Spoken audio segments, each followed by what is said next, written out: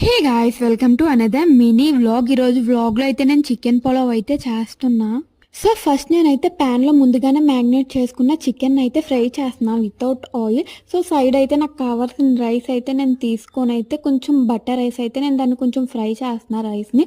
So నేనైతే నాకు ఒక 15 మినిట్స్ పట్టింది ఇది రైస్ అయితే ఫ్రై అవడానికి.